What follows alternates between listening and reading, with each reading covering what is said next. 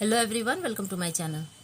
चलिए friends, start करते हैं आज का टॉपिक। आज का हमारा टॉपिक है कार्बोहाइड्रेट्स। कार्बोहाइड्रेट्स से रिलेटेड जितने भी इंपॉर्टेंट पॉइंट्स है वो सब मैंने यहाँ पर मेंशन किया है। आई होप आज की वीडियो भी आपको पसंद आएगी।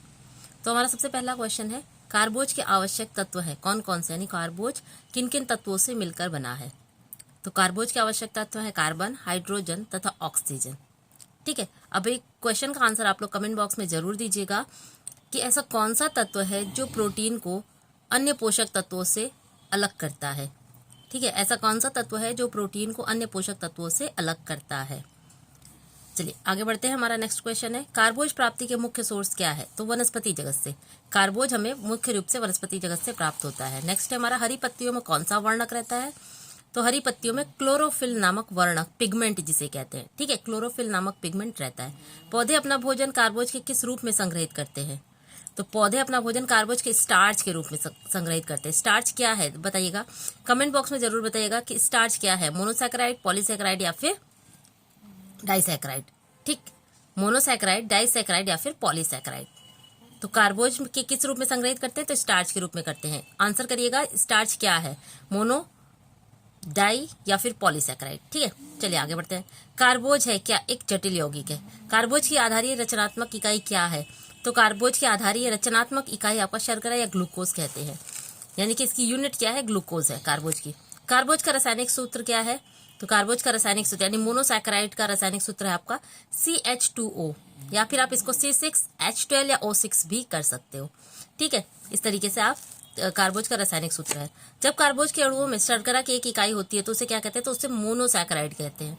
ठीक है, यानी कि कार्बोज की अणुओं में शर्करा की केवल एक यूनिट होती है तो उसे मोनोसैकेराइड कहते हैं। हेक्सोस किसे कहते हैं, तो मोनोसैकेराइड को ही हेक्सोस भी कहते हैं।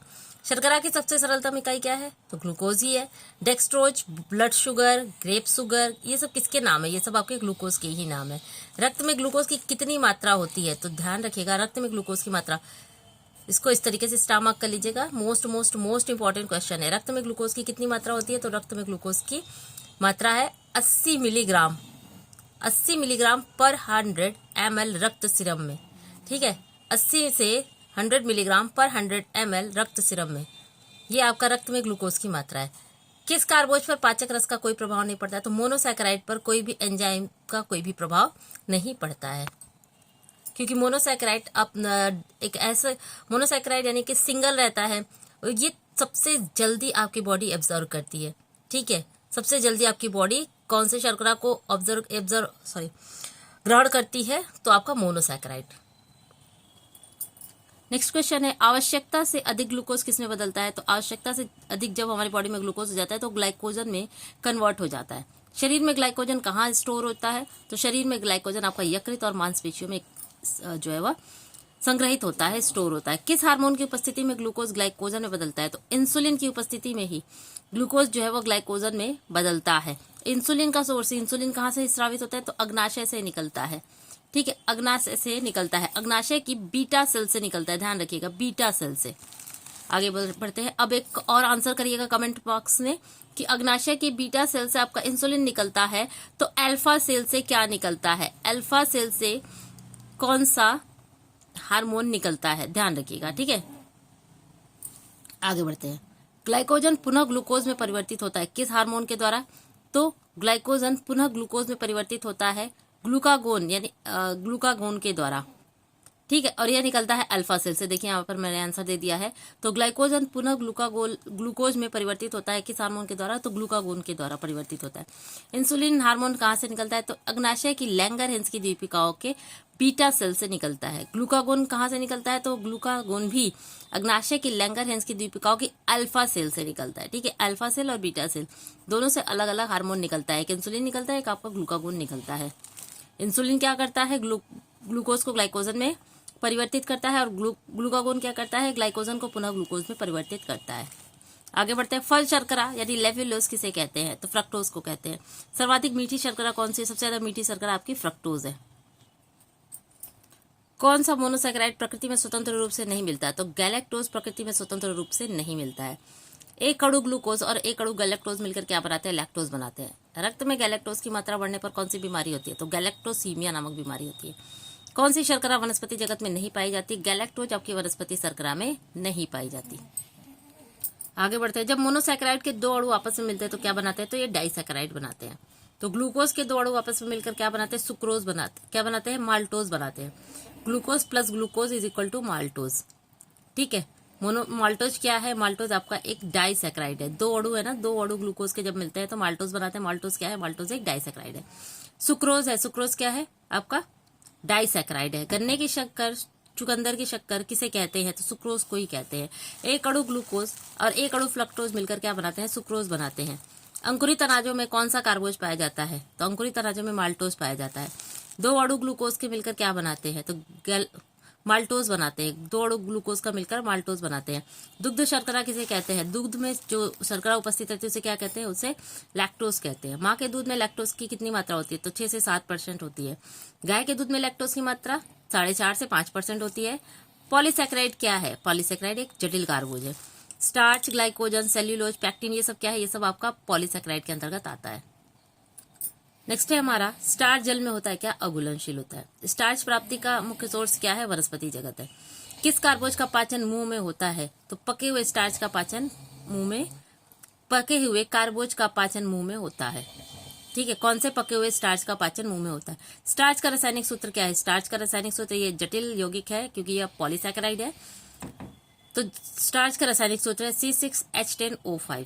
C6H10O5। स्टार्च के मुख्य घटक कौन कौन से हैं? तो देखिए, स्टार्च के मुख्य घटक आपका एमाइलोज और एमाइलोपेक्टिन है। लार में कौन सा एंजाइम पाया जाता है? तो टाइलिन पाया जाता है। मुंह में स्टार्च का पाचन किस रूप में होता है? तो डेक्स्ट्रीन के रूप में होता है। प्राणिज कार्बोज किसे कहते हैं? तो ग्लाइकोजन को ही प्राणिज कार्बोज कहते हैं क्योंकि यह वनस्पति जगत में नहीं पाया जाता। ये केवल आपका नॉनवेज में पाया जाता है। यकृत एवं मांसपेशियों में कौन सा पॉलीसैकेराइड रहता है? तो ग्लाइकोजन ही रहता है। नेक्स्ट है हमारा, एक स्वस्थ व्यक्ति के शरीर में कितना ग्राम ग्लाइकोजन जमा हो सकता है? तो एक स्वस्थ व्यक्ति के शरीर में कुल 550 यानी 550 ग्राम ग्लाइकोजन जमा हो सकता है। एक स्वस्थ व्यक्ति के यकृत में कितना ग्लाइकोजन जमा होगा? तो 200 ग्राम। एक स्वस्थ व्यक्ति के मांसपेशियों में, यानी ग्लाइकोजन आपका यकृत और मांसपेशियों में जमा होता है, तो यकृत में आपका 200 ग्राम, मांसपेशियों में आपका 350 ग्राम जमा हो सकता है, यानी स्टोर हो सकता है। और अगर पूरी बॉडी की बात की जाए तो 550 ग्राम जो है वो स्टोर हो सकता है ग्लाइकोजन हमारी बॉडी में। अनाज, दाल, फल, सब्जियों के छिलकों में कौन सा कार्बोज होता है? तो सेल्यूलोज होता है। नेक्स्ट है हमारा, रफेज पदार्थ होते हैं। रफेज किसे कहते हैं? तो सेल्यूलोज को ही रफेज कहते हैं। मानव शरीर में सेल्यूलोज का पाचन कहाँ होता है? तो ध्यान रखिएगा, मानव शरीर में सेल्यूलोज का पाचन होता ही नहीं है। आंतों की मांसपेशियों की क्रमांकुचन गति को बनाए रखता है कौन? सेल्यूलोज। सेल्यूलोज का कैलोरी मूल्य क्या है? तो क्या सेल्यूलोज का कैलोरी मूल्य 0 है, क्योंकि जब इसका पाचन ही नहीं होगा तो ये हमें ऊर्जा कैसे देगा? तो इसीलिए सेल्यूलोज का कैलोरी मूल्य आपका 0 है। कब्ज से पीड़ित रोगियों के लिए भोजन, कैसा भोजन देना चाहिए? तो रफेज युक्त यानी सेल्यूलोज युक्त भोजन देना चाहिए। एक व्यक्ति के आहार में रफेज की मात्रा कितनी होनी चाहिए? 8 से 15 ग्राम होनी चाहिए। गाय के दूध में कितना कार्बोज पाया जाता है? तो 4.4% गाय के दूध में कार्बोज पाया जाता है। कार्बोज का मुख्य कार्य क्या है? तो आपका ऊर्जा प्रदान करना। 1 ग्राम कार्बोज कितना ऊर्जा देता है? कितने कैलोरी? 4.2 कैलोरी ऊर्जा देता है। लैक्टोज आवश्यक है किसके लिए? लैक्टोज किसके लिए आवश्यक है? तो विटामिन बी के संश्लेषण के लिए, संश्लेषण यानी निर्माण के लिए लैक्टोज की आवश्यकता पड़ती है। नाड़ी संस्थान के पोषक के लिए आवश्यक है क्या? ग्लूकोज।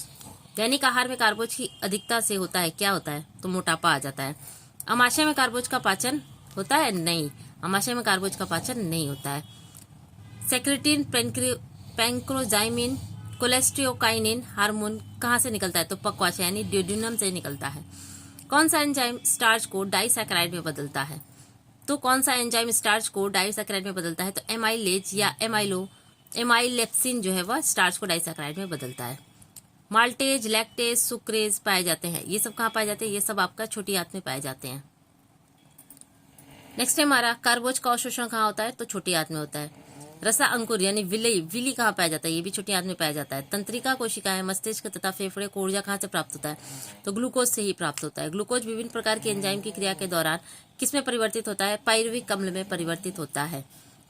जब पाइरुविक अम्ल O2 से यानी ऑक्सीजन से क्रिया करता है तो क्या बनाता है? तो साइट्रिक एसिड बनाता है। O2 की उपस्थिति में पाइरुविक अम्ल क्या बनाता है? तो लैक्टिक अम्ल बनाता है। व्यक्ति थकान का अनुभव कब करता है? जब हमारी बॉडी में लैक्टिक अम्ल जो है वह जमा हो जाता है तो व्यक्ति थकान का अनुभव करता है। यानी कि ऑक्सीजन नहीं मिलने के कारण जो है वह हमारी कोशिकाएं जो है वह ऑक्सीजन नहीं ले पाती हैं और लैक्टिक अम्ल जमा होने लगता है, जिसके कारण वो पायरुविक अम्ल में नहीं बदल पाता है। तो लैक्टिक अम्ल जमा होने लगता है और हमारी बॉडी जो है वह थकान का अनुभव करने लगती है। जैसे ही हमारी बॉडी में थोड़ा सा हम रेस्ट करते हैं, ऑक्सीजन पहुंचता है हमारी कोशिकाओं तक, तो लैक्टिक अम्ल तुरंत पायरुविक अम्ल में बदल जाता है और साइट्रिक एसिड बनाता है। एक स्वस्थ व्यक्ति को अपने आहार में कितना कार्बोज लेना चाहिए? तो एक स्वस्थ व्यक्ति को अपने आहार में 400 से 500 ग्राम कार्बोज लेना चाहिए। तो ये हो गया आपका कार्बोहाइड्रेट से रिलेटेड टोटल 83 क्वेश्चंस है। ठीक है, आई होप आज का सेशन आप लोगों को भी पसंद आया होगा। पसंद आया तो जाते जाते वीडियो को लाइक करिएगा, शेयर कर दीजिएगा। नए हैं तो चैनल को सब्सक्राइब करना बिल्कुल ना भूलिएगा। ज़्यादा जानकारी के लिए टेलीग्राम चैनल ज्वाइन कर लीजिएगा। ये सारे नोट्स आपको वहाँ पर आज मिल जाएंगे। मिलते हैं अपने नेक्स्ट वीडियो में, तब तक के लिए बहुत बहुत धन्यवाद।